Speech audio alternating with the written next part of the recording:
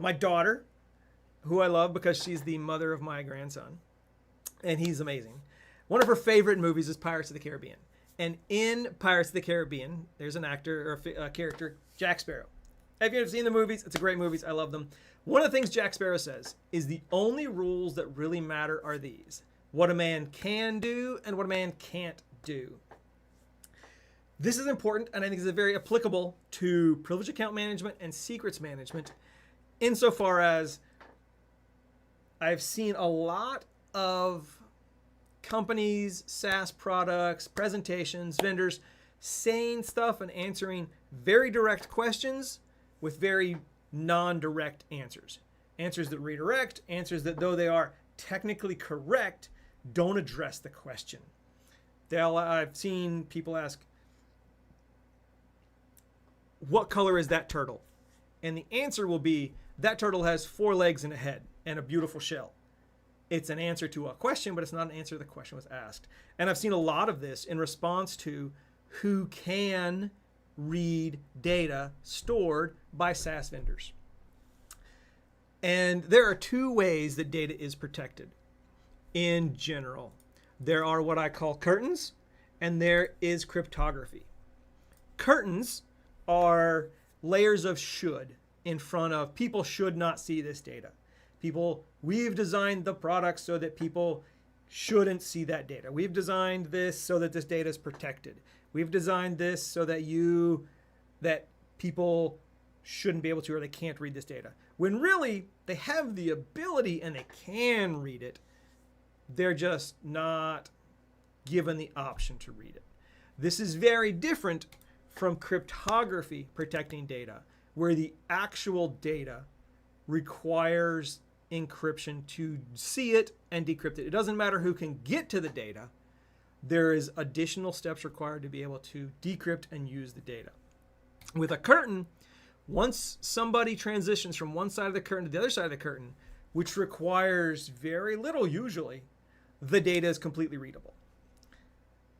This is the foundation for documentation systems where you can choose who sees what. You put up a curtain, a barrier, but everybody on this side of the curtain, people you've let be on the other side of the curtain, vendor personnel are on that can read the data side of the curtain. There's a bunch of people on that other side of the curtain, and most of them you don't have control over, which is where something like vendor vetting, SOC compliance, CMMC compliance, something like that, says that the people that can see the data have been made, you trust them. They're trustworthy, so it's okay that they can see the data. They just shouldn't look at it, and they shouldn't look at it, and they probably won't do anything bad with it. Bad actors, hackers are the people that get on the other side of the curtain that cause real problems because they've gotten to the side of the curtain where they can see the data, and thus it's not protected in any other way except for that curtain. Get on the wrong side of the curtain, you can see the data. Cryptography is a different way that it is done. You actually take the data and you encrypt it so that it is unreadable, except by the people that have the keys. The ownership of the keys is very important. There are systems that I've read about, that I've seen, some of the ones I'm complaining about, I'm not going to name, where the data and the keys are all held on the other side of the curtain, and they're all held together. I know this is a really technical, really detailed, really minutiae thing, but it's important to know that as a computer scientist, computer engineer, I chose cryptography for the basis of the way all the data is stored. So it doesn't matter from TechID's perspective, TechIDManager's perspective, all the data we store we can't read because it's encrypted data that we don't have keys for. And that's a big, important piece of the statement that sometimes sounds like a follow-on, but it's not.